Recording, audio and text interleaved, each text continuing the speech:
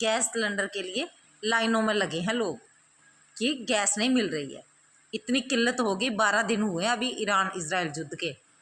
तो हमारे महारथी तो कहते थे कि किसी चीज़ की कोई किल्लत नहीं आएगी, सब कुछ पर्याप्त है। ना गैस की किल्लत आएगी, ना पेट्रोल डीजल की किल्लत आएगी।